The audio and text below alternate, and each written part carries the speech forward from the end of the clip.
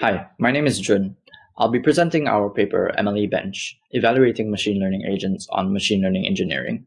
This was work done by the preparedness team at OpenAI.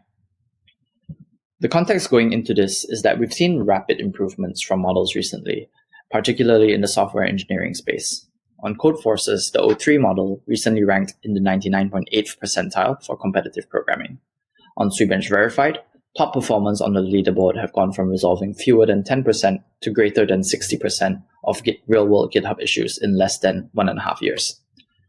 A natural follow-up question is, how good are ML agents at ML engineering?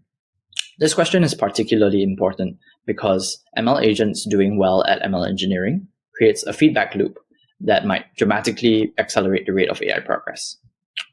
So in MLE-Bench, our core idea was that Kaggle competitions can be a great resource for measuring the performance of ML agents on ML tasks.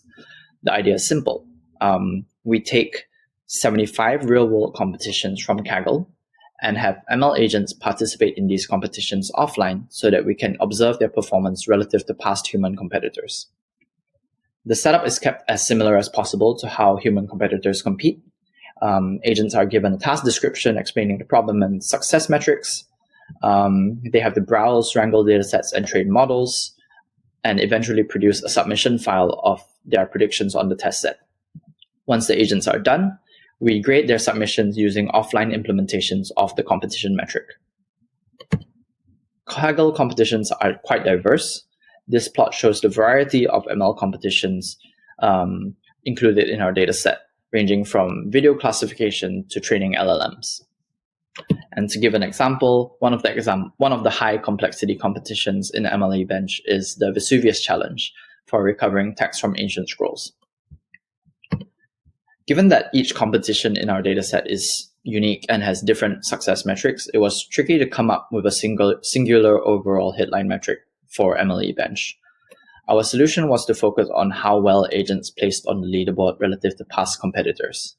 Basically saying that if an agent does well enough to earn a medal on the leaderboard, that would be counted as a success.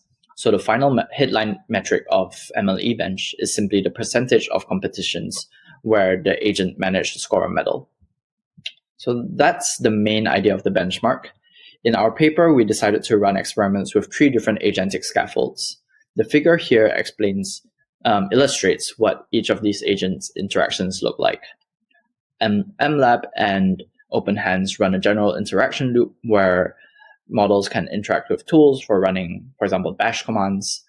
AID is a more purpose-built framework where models are prompted to write Python programs, and the framework performs a search over its attempts to iteratively improve its solution.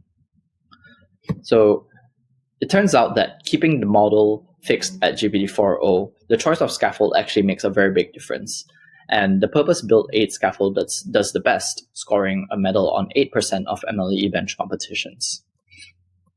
We also compared a variety of models, including O1 Preview, GPT-4o, Claude 3.5 Sonnet, and Llama 405B, finding that O1 Preview does the best, scoring a medal in 17% of competitions that it participated in.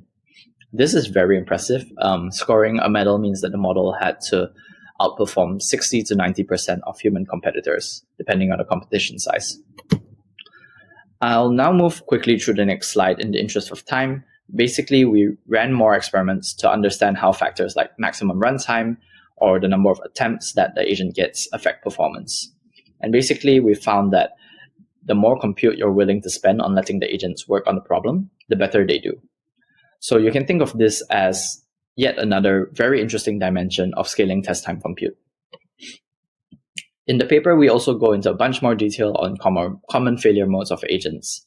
I'll summarize my main takeaway as agent scaffolds are still quite immature, and we had to do a ton of work to get the models to work consistently for tens of hours.